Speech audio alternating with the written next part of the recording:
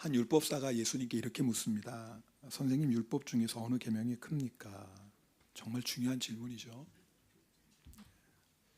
율법은 모세오경이에요. 창세기, 출애굽기, 레위기, 민수기, 신명기, 모세오경인데 예수님께서 이렇게 말씀하십니다. 우리 마태복음 22장 37절부터 40절까지는 함께 읽겠습니다. 마태복음 22장 37절 40절 읽습니다. 예수께서 이르시되 내 마음을 다하고 목숨을 다하고 뜻을 다하여 주 너의 하나님을 사랑하라 하셨으니 이것이 크고 첫째 되는 계명이요 둘째도 그와 같으니 내 이웃을 내 자신과 같이 사랑하라 하셨으니 이 두 계명이 온 율법과 선지자의 강령이니라. 아멘. 주님께서는요, 율법만 아니라 구약 성경 전체를 통틀어서 가장 중요한 것이 마음을 다하고 목숨을 다하고 뜻을 다하여 주 너의 하나님을 사랑하고, 그 다음에도 둘째도 이와 같으니 내 이웃을 내 자신처럼 사랑하라, 그렇게 말씀하시면서 이것이 온 율법과 선지자의 강령이라고 40절에 말씀합니다. 이 강령이 뭐냐면요, 이 뜻이 매달려 있다라는 뜻이에요. 또 요약하다라는 뜻이기도 합니다. 그래서 세번역성에 보니까 이 두 계명에 온 율법과 예언서의 본 뜻이 달려 있다, 그렇게 얘기했어요. 그리고 일본어 성경에 보면 더 확실하죠. 고노 후타츠노 이마시메니 리포토 요겐샤노 젠타이가 카카테 이르노 데스. 이 두 계명에 순종하지 않으면 나머지는 볼 것도 없다, 그 말이에요. 첫 단추가 틀리면 안 봐도 뻔하죠. 나머지는 틀릴 수밖에 없죠. 우리 신앙생활에 있어서 가장 중요한 것이 하나님을 사랑하고 이웃을 사랑하는 겁니다. 이걸 아무리 강조해도 지나치지가 않죠. 이거 실패하면 나머지는 볼 것도 없으니까요. 오늘은 하나님을 사랑하는 것에 대해서 말씀을 나누고 다음 주에는 이웃을 사랑하는 것에 대해서 말씀을 좀 나누려고 합니다. 하나님을 어떻게 사랑할까? 물론 여러 가지 방법이 있겠죠. 근데 하나님을 사랑하는 가장 핵심이 뭐냐면 그것은 예배라고 성경은 분명하게 말씀합니다. 예배는요, 하나님을 사랑하는 우리의 사랑의 고백이에요. 그래서 예배가요, 우리 신앙생활의 핵심입니다. 하나님이 왜 이렇게 우상숭배를 미워하시냐면, 우상숭배는 하나님을 사랑해야 될 하나님의 백성이 헛된 것을 사랑하는 거예요. 내가 하나님을 얼마나 사랑하는지는 내가 어떻게 예배를 준비하고 어떻게 예배를 드리는지에 대해서 알 수 있습니다. 여러분, 우리가 하나님을 예배하는 가장 예배 중심은 주일 성수예요. 오늘 좀 그 부분 여러분하고 나눌 텐데요. 코로나 시대를 지내면서 적지 않은 분들이 교회에서 모여서 예배 드리지 않고 집에서도 예배 드릴 수 있지라고 생각합니다. 물론 교회에서 예배 드리고 싶어도 나올 수 없는 사정의 분들이 계시죠. 병상에 있다든지 아니면 정말 급한 일로 어쩔 수 없이 출장을 간다든지, 그러면 그곳에서 예배 드릴 수 있겠죠. 그러나 성경이 말하는 예배의 핵심은 뭐예요? 하나님의 교회에 함께 모여 예배 드리는 겁니다. 그것이 성경이 말하는 아주 중요한 핵심이에요. 오늘 이제 정교인 세미나에도 이 부분을 여러분 잠깐 나눌 텐데, 만약에 우리가 하나님을 얼마나 사랑하고 있는지 자기가 잘 모른다면 내가 어떤 마음으로 예배를 드리고 있는지를 여러분 점검해 보시면 돼요. 초대교회가 어떻게 탄생했습니까? 마가의 다락방에서 기도할 때 성령이 임하죠. 성령이 임하고 나서 초대교회 성도들이 제일 먼저 했던 게 뭐냐면 날마다 성전에 모여서 예배드렸어요. 그러니까 하나님을 만나, 그리고 하나님을 사랑하는 사람의 가장 특징이 뭐냐면 하나님을 예배하고 싶은 거예요. 여러분도 그렇죠? 반응이 왜 이렇지? 여러분, 오늘 하나님 사랑하셔서 이 예배 나오셨죠? 얼굴은 왜 이렇게 안 그렇지? 목사님 묻지 마세요. 그냥 주인이니까 나와지, 무슨 사랑은 사랑이에요. 어쩔 수 없이. 이런 분 한 분도 없죠. 네. 여러분, 하나님을 우리가 사랑할 때 가장 먼저 나타나는 모습이 예배라면 반대의 경우도 적용이 되는 거예요. 우리가 하나님을 향한 마음이 식어지잖아요. 그럼 제일 먼저 나타나는 게 예배에 대한 마음이 달라져요. 여러분 다 경험하실 거예요.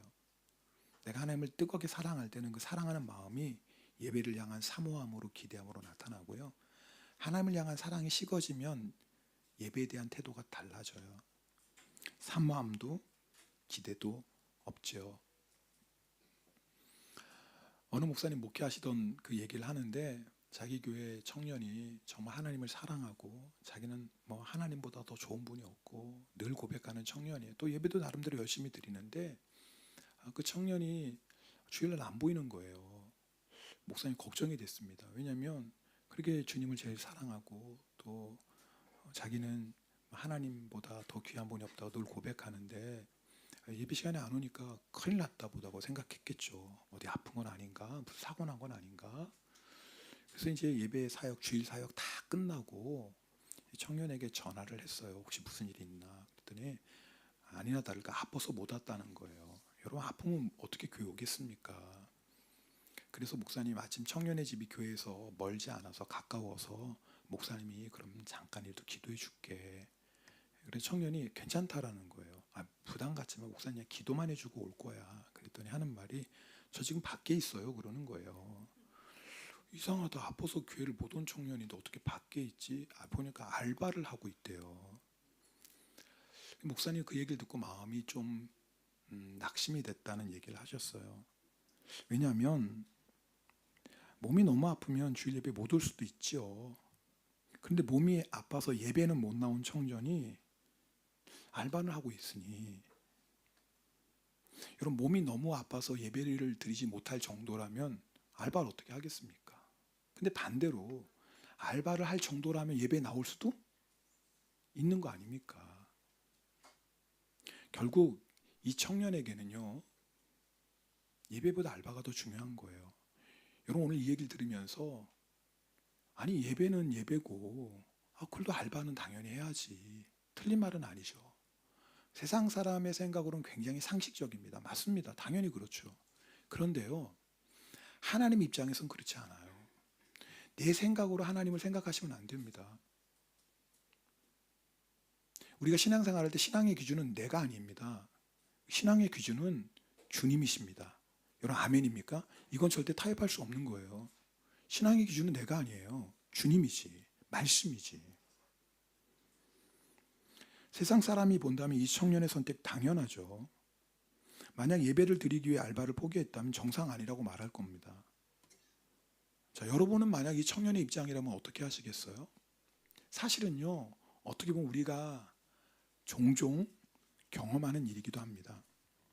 성령께서는 어떤 상황에서도 예배드리라고 분명하게 우리에게 말씀하십니다. 근데 때때로는 우리가 예배드릴 수 없는 상황들을 만나게 돼요. 여러분, 그 상황을 만났을 때 내가 정말 그 누구보다도 그 무엇보다도 하나님을 사랑하는지 아니하는지를 알 수 있는 거예요.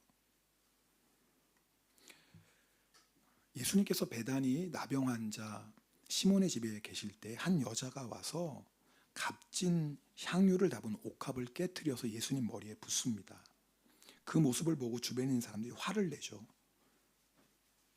그들은 이렇게 말합니다. 이 향유를 300데나리온 이상에 팔아 가난한 자들에게 줄 수 있었겠도다 하며 그 여자를 책망했습니다. 300데나리온 단순히 계산하면 300만 원이거든요. 그걸 그냥 예수님 머리에 부은 거예요. 상식적으로 생각해 보면 이들의 말이 맞죠. 게다가 이 300만 원이나 되는 거 가난한 자들에게 주면 얼마나 그들이 도움이 되겠어. 가난한 자들을 이렇게 언급하며 말하니까 얼마나 또 의로워 보여요. 여러분, 이건요, 사랑으로 보지 않으면 절대 이해할 수 없는 이야기예요. 논리적으로 상식적으로 보면 이 여자의 행동은 책망받아 마땅해요. 그런데 이 여자는 논리적이고 상식적인 것을 뛰어넘는 주님을 향한 사랑이 있는 거예요. 여기 지금 무슨 말씀이냐면, 주님을 사랑하는 사람에게 예배는 이와 같아요. 논리로 상식으로 설명이 안 돼요. 다른 사람이 너 미쳤어? 정신 나갔어? 예배가 아무리 중요해도 어떻게 이런 상황에서 예배 드려? 라고 말합니다. 그런데요, 주님을 사랑하는 사람에게는 그게 이유가 안 돼요. 내가 주님 사랑하는데, 내가 주님 앞에 예배 드리는데 그게 무슨 이유가 되겠습니까? 자, 오늘 여러분, 그냥 제가 이 얘기를 듣고 여러분 마음이 어떠세요?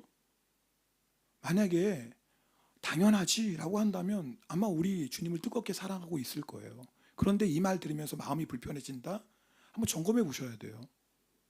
정말 나는 이 세상 그 누구보다, 그 무엇보다 하나님을 사랑하는지. 저는 이 설교 준비하면서 정말 주님 앞에 간절했습니다. 주님, 이 설교가 우리 성도들에게 부담이 되는 설교가 되지 말게 해주세요. 부담이 된다는 것 자체는 뭐예요? 이미 우리 마음 안에 뭔가 주님과의 관계에 문제가 생긴 거예요, 지금.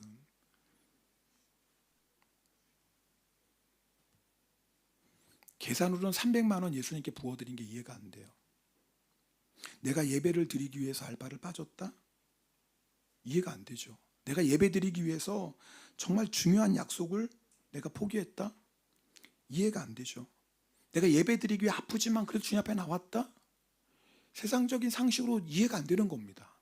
광신자죠. 미친 사람이죠. 아무리 예배가 중요해도 어떻게 예배를 그렇게 드립니까? 그런데요, 주님을 사랑하면 그냥 나오는 거예요. 주님을 사랑하면 예배가 나의 생명이 되는 거예요.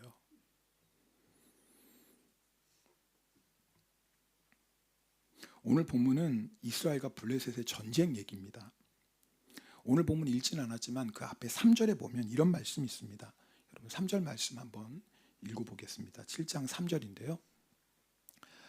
사무엘이 이스라엘 온 족속에게 말하여 이르되 만일 너희가 전심으로 여호와께 돌아오려거든 이방 신들과 아스다롯을 너희 중에서 제거하고 너희 마음을 여호와께로 향하여 그만을 섬기라. 그리하면 너희를 블레셋 사람의 손에서 건져내시리라. 지금 이스라엘 백성이 영적인 무슨 문제가 있냐면 우상 숭배를 해요. 그것도 한두 개가 아니에요. 이방 신들이고 아스다롯을 섬겨요. 하나님이 이런 이스라엘 백성을 볼 때 얼마나 큰 모욕을 느끼시겠어요. 하나님도 예배하는데 우상들도 예배하는 겁니다. 영적인 간음이죠. 근데 그 결과 어떤 일이 일어나냐면 이스라엘 백성들이 블레셋 사람의 손에 억압을 당하고 핍박을 당하는 거예요. 원래 하나님은요, 블레셋 사람도 능히 이기고 다스릴 수 있는 능력을 주셨거든요. 그게 하나님의 약속이거든요. 근데 반대로 이스라엘 백성들이 블레셋 사람의 손 안에서 억압과 핍박을 받고 있는 건데 그 이유가 뭐예요? 사람이 생각에는 겉으로 보기엔 군사력의 문제인 거예요. 이스라엘보다 블레셋이 더 강하니까, 이스라엘보다 블레셋의 군대력이 더 많으니까 당연히 하겠지 생각하지만 성경은요 그렇지 않다고 말씀해요. 성경은 정확해. 이건 영적인 문제야. 왜요? 하나님만 예배해야 될 이스라엘 백성이 예배를 잃어버렸어요. 그 결과 하나님께서 약속하신 승리를 누리지 못하고 블레셋에게 고통을 당하는 신세가 되고 말았죠. 그래서 지금 사무엘 선지자가 이스라엘 백성을 향해 너희가 정말 하나님 앞에 예배가 회복되지 않으면 안 된다라는 거예요. 이제 우상 버리고 우리 하나님만 예배하자. 그래서 미스바에 모인 거예요. 이제는 누구만 예배하자? 하나님만 예배하자. 그런데 이스라엘 백성이 미스바에 모였다는 이야기를 듣고 블레셋이 공격합니다. 블레셋이 쳐들어온다는 소식을 듣고 이스라엘 백성이 두려워하죠. 당연히 두렵죠. 근데 여러분 보세요. 그때 블레셋이 쳐들어온다는 소식을 듣고 나서 그럼 뭐 해야 돼요? 이스라엘 백성들이 뭐 해야 돼요? 네, 싸우러 나가야죠. 우리 믿음이 좋아서 지금 기도한다 뭐 한다. 맞아. 역시 뭐 네, 너무 믿음이 좋아. 할렐루야. 그런데 여러분 블레셋이 쳐들어오면 어떻게 해야 돼요? 싸우러 가야 되죠. 근데 지금 이상한 일을 하고 있어요. 지금 사무엘과 이스라엘 백성들이 정신 나간 행동을 하고 있어요. 지금 뭐 하냐면 예배를 드려요. 번제를 드려요. 지금 말이 안 되는 거잖아요. 그죠? 아니 지금 블레셋이 쳐들어오는데 아니 지금 번제들이 예배 드릴 때입니까? 도대체 사무엘과 이스라엘 백성은 어떤 마음으로 지금 블레셋이 공격해오는 상황에서 예배드렸을까요? 상황을 보면 예배드리는 것보다 블레셋과 싸워야 되는데 말입니다. 그게 더 급한데요. 사무엘은 알고 있었어요. 왜 지금 블레셋 손 안에 있는지. 그것은 예배를 잃어버렸기 때문에 그렇습니다. 다른 말로 하면 예배를 회복하지 않으면 블레셋과 싸워도 이길 수가 없는 거예요. 전쟁의 결과는 너무 뻔해요. 예배를 회복하지 않으면 블레셋과 아무리 싸워도 블레셋의 손에서 벗어날 수가 없어요. 예배가 회복되지 않으면 아무리 생명 다해 싸워도 블레셋을 절대 이길 수가 없어요. 어차피 죽는 거예요.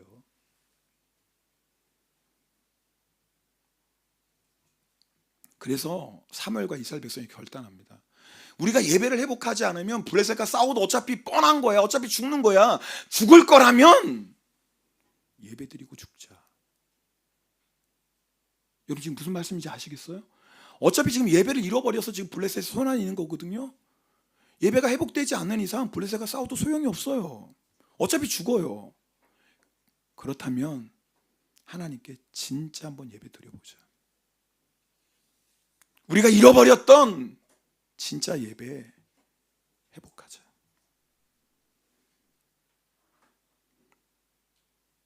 우리가 그렇게 하나님을 예배하면 하나님 우리를 구원해 주실 거야. 이것이 사무엘과 이스라엘 백성의 믿음이었어요. 여러분 우리가 오늘 이 믿음을 회복해야 돼요.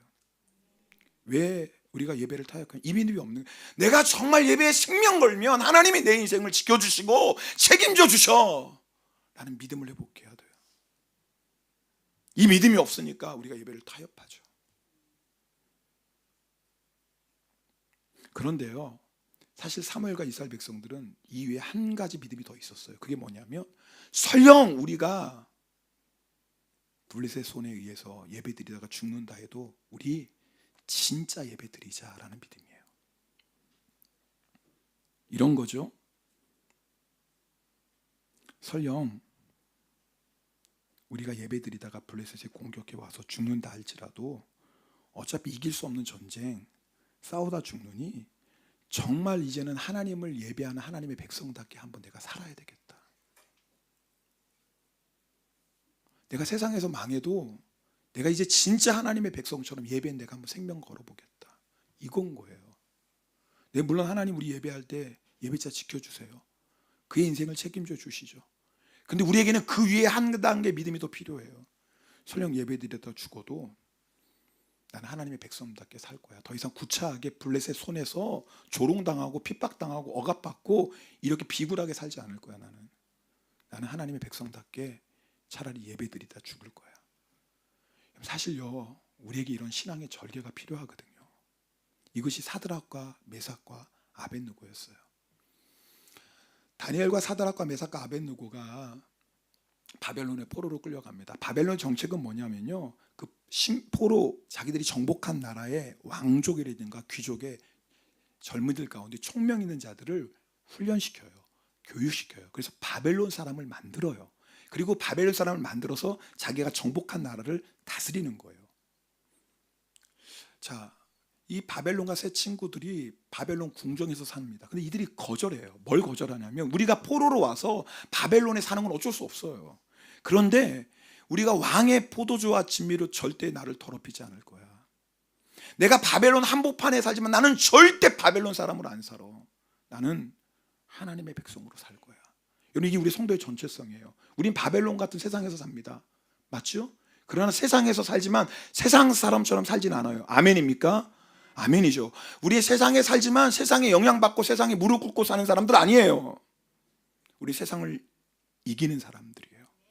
그러면 우리가 세상에서 바벨론과 같은 세상에서 바벨론 사람처럼 살지 않고 하나님의 백성으로 사는 하나님의 백성의 정체성의 핵심이 뭔 줄 아세요? 그게 예배의 생명을 거는 거예요. 그게 예배의 생명을 거는 것이 하나님의 백성의 정체성이에요. 느부갓네살 왕이 큰 금신상을 세웁니다. 그리고 뭐예요? 다 절하라고 말합니다. 예배하라는 거죠. 절하지 않으면 어떻게 되죠? 풀무불에 들어가요. 근데 사드락과 메삭과 아벳느고가 들어가질 않는 겁니다. 세상 사람이 보면 미친 거예요. 왕이 불렀습니다. 한 번 기회 주겠다. 절해. 그럼 살아. 절하지 않으면 너희 풀무불에 들어가. 여러분, 우리가 세상에 살 때 결정적인 순간들을 만나요. 반드시 예배의 거예요. 내가 하나님만을 예배할 건가, 내가 세상에 무릎 꿇을 것인가. 예배 전쟁입니다. 여러분 아세요? 결국 내가 예배에 생명 걸지 않으면 우리는 금신상에게 절할 수밖에 없어요. 우리가 예배에 생명 걸지 않으면 세상의 물질 앞에 절하게 됩니다. 우리가 예배에 생명 걸지 않으면 세상의 성공에 절하게 됩니다. 우리가 예배에 생명 걸지 않으면 세상의 쾌락과 즐거움에 무릎 꿇게 됩니다. 어쩔 수 없어요.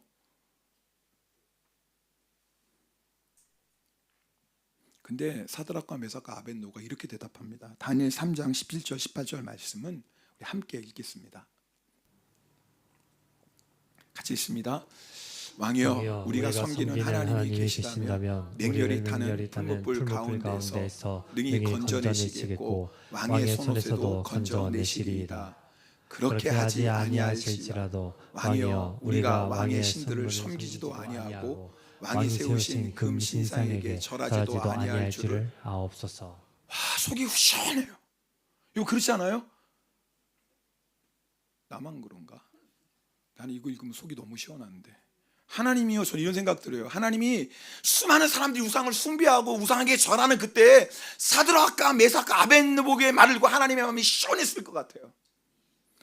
모든 사람들이 금신당 앞에 다 절하는데, 세상 사람들이 물질 앞에 절하고 성공 앞에 절하고 세상 쾌락 앞에 다 무릎을 꿇는데, 사드락과 메삭과 아벤느고가 나는 하나님이 살아계심을 믿습니다, 하나님 반드시 우리 구원하세요. 그런데 하나님이 구원하시지 않아도 그리 아니하실지라도 나는 하나님만 예배합니다. 이 고백을 듣는 하나님 마음이 얼마나 시원하셨을까요? 하나님은 지금도 이 예배자를 찾고 계세요. 하나님은요, 지금 이 예배자 한 사람 찾고 계세요. 세상에 무릎 꿇지 않고. 하나님 나 보호해 주실 겁니다, 이 믿음. 그러나 그 믿음이 한 가지 더, 그리 아니하실지라도 나는 죽어도 절대 하나님 외에 다른 곳에 무릎 꿇지 않겠습니다라는 이 고백. 여러분 다 아시지만 이들이 풀무불에 들어갑니다. 얼마나 풀물이 뜨거운지 이들을 던져놓는 군사들이 다 죽었어요. 그런데 하나님이 천사를 보내시죠. 깜짝 놀랍니다. 느부갓네살 왕이 나오라고 했더니 머리카락 하나 그슬리지 않았어요. 할렐루야. 세상을 이기는 건 예배예요. 여러분, 세상과 적장에 타협하면 절대 세상에 끌려가게 됩니다. 만약에 사드락과 메삭과 아벤, 이번 딱 한 번이야. 하나님도 아시죠? 이번 딱 한 번이에요. 어쩔 수 없잖아요. 하나님 이해해 주시죠. 막 그래서 무릎 꿇었다면 그걸 한 번으로 끝났을까요? 천만에요. 이제는 계속 무릎 꿇어야 돼요. 그죠? 한 번이 어려운 거예요. 한 번 무릎 꿇고 한 번 세상에 절하는 게 어렵지, 한 번 절하고 나면 그 다음부터는 별로 어렵지가 않아요. 여러분 아시잖아요. 처음이 어려운 거지. 처음만 타협하면 그 다음부터는 그렇게 성령의 탄식, 아픈 거 자꾸 외면하게 되고 나중에 무뎌지잖아요.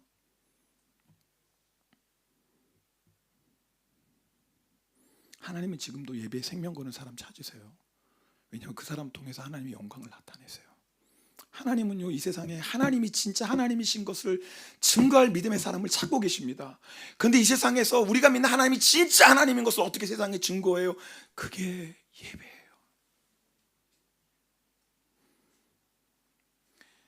사무엘과 이스라엘 백성이 예배에 생명 걸었을 때 놀라운 일이 일어납니다. 천둥이 치면서 우리 사람이 알았죠. 하나님이, 이스라엘 하나님이 우리를 치시는구나.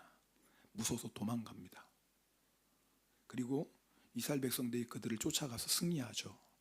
그때 사무엘이 여호와께서 여기까지 우리를 도우셨다고 미스바와 센 사이 한 돌을 세웁니다. 그 돌의 이름이 뭐예요? 에벤에셀. 여러분, 2026년 에벤에셀의 고백들이 늘 있기를 축복합니다. 근데 이 고백이 누구에게 있는지를 정확히 아셔야 돼요. 그냥 에벤에셀, 아무리 좋은 말이지만 누구의 인생에는 하나님이 여기까지 나를 도우셨다, 에벤에셀의 고백은 모든 성도의 고백이 아닙니다. 이 고백은요, 누구나 다 하고 싶어요. 그러나 누구나 다 에벤에셀의 고백을 할 수 있는 건 아니에요. 누가 에벤에셀의 고백을 하는 줄 아세요? 예배에 생명 건 사람이 에벤에셀의 고백을 해요. 여러분, 우리가 정말 예배에 생명 걸고 살잖아요. 그럼 귀한 도우심이 반드시 있습니다. 하나님이 에벤에셀의 역사를 우리 삶 가운데 허락하세요. 이게 예수 믿는 기쁨 아니겠습니까? 이렇게 예배에 생명 걸었던 이스라엘 백성에 주시는 축복이 13절입니다. 우리 13절 말씀 함께 읽겠습니다.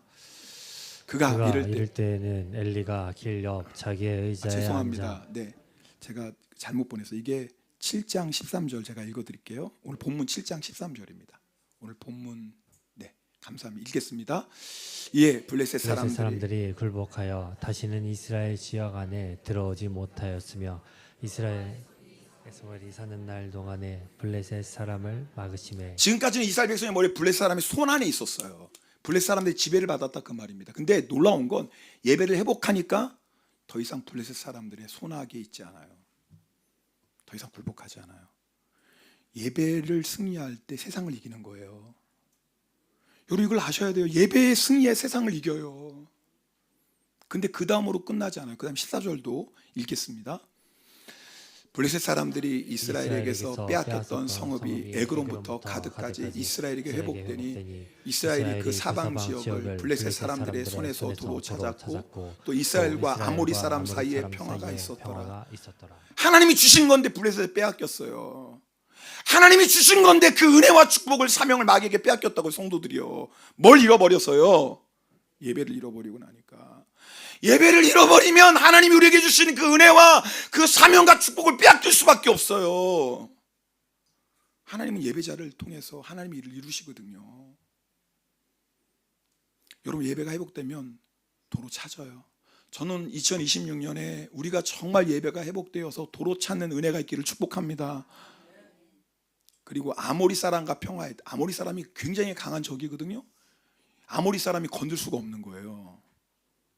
이스라엘을. 이스라엘이 갑자기 강해져서 건들 수가 없어요? 네? 아니에요. 이스라엘이 한 건 딱 하나의 예배를 회복했어요. 근데 예배를 회복하고 나니까 아모리 사람이 못 건드는 거예요. 이게 예배자의 축복이고 예배자의 능력이에요. 여러분 예배하는 사람 약해 보이죠? 바보 같죠? 계산도 잘 못하고. 근데 아세요? 예배자가 진짜 강한 거. 왜냐하면 하나님은 예배자와 함께 계시거든요.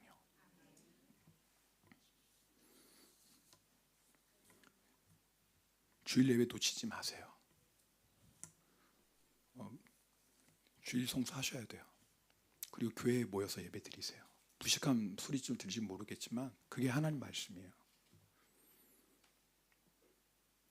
올해 정말 예배가 회복되는, 예배의 회복을 통해서 세상을 이기는 우리 모두가 되기를 주님의 이름으로 축복합니다. 우리 함께